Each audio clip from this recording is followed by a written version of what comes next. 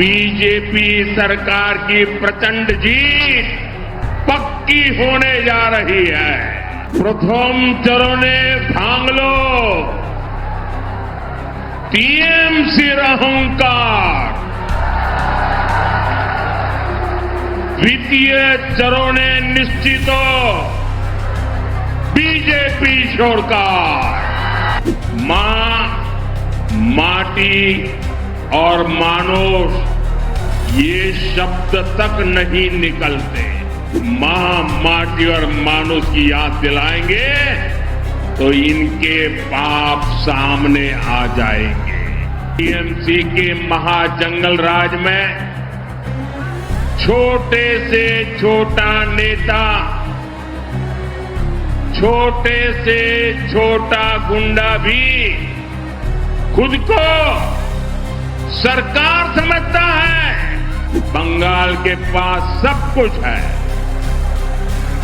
बंगाल के लोगों के पास सामर्थ्य भी भरपूर है।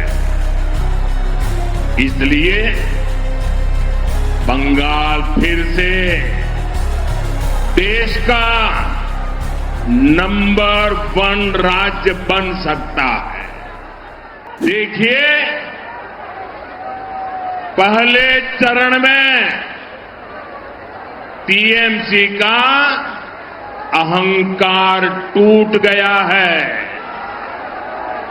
अब दूसरे चरण में बीजेपी सरकार की प्रचंड जीत पक्की होने जा रही है।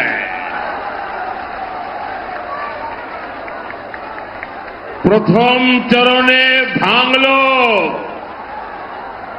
टीएमसीर अहंकार,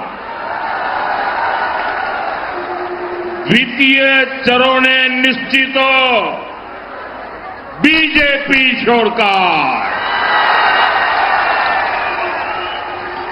साथियों, बंगाल का ये चुनाव अब अंतिम चरण में है, लेकिन आपने एक बात नोटिस की होगी, 15 साल पहले टीएमसी मां, माटी और मानुष की बातें करके सत्ता में आई थी, लेकिन अब इनके मुंह से मां, माटी और मानुष ये शब्द तक नहीं निकलते। आखिर क्यों? क्या कारण है? मैं कारण आपको बताता हूं। साथियों, ये टीएमसी वाले अगर मां, माटी और मानुष की याद दिलाएंगे तो इनके पाप सामने आ जाएंगे। टीएमसी की निर्ममता ने मां को रुला दिया, माटी को सिंडिकेट और घुसपैठियों के हवाले कर दिया और बंगाल के मानुष को पलायन के लिए मजबूर कर दिया। साथियों, टीएमसी के महाजंगल राज में छोटे से छोटा नेता, छोटे से छोटा गुंडा भी खुद को सरकार समझता है। 24 परगना, हुगली नदी के इर्द गिर्द का इलाका, ये कभी मिलों और फैक्ट्रियों का इलाका हुआ करता था, लेकिन आज मिलों पर ताले लगने के नोटिस की ही खबरें आती है। अंग्रेजों के जमाने से चले आ रहे कारखाने भी बंद हो रहे हैं।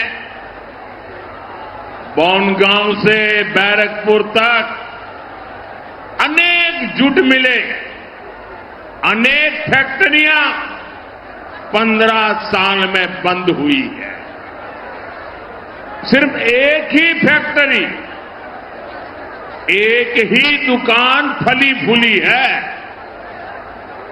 और ये दुकान है सिंडिकेट की कटमनी और कमीशनखोरी, मिलों की जमीन पर कब्जे की, किसानों को बर्बाद और तबाह करने की। ऐसी सरकार को यहां से जाना ही होगा। ऐसी सरकार को हटाना ही होगा। इसलिए बंगाल का एक ही नारा है, एक ही निर्णय है, पलटानो दरकार, पलटानो दरकार, पलटानो दरकार। साथियों, बंगाल के पास सब कुछ है। बंगाल के लोगों के पास सामर्थ्य भी भरपूर है। इसलिए बंगाल फिर से देश का नंबर 1 राज्य बन सकता है।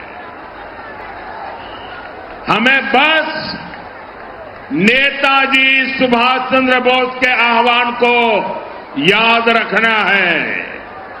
याद रखोगे? जोर से बताइए, याद रखोगे?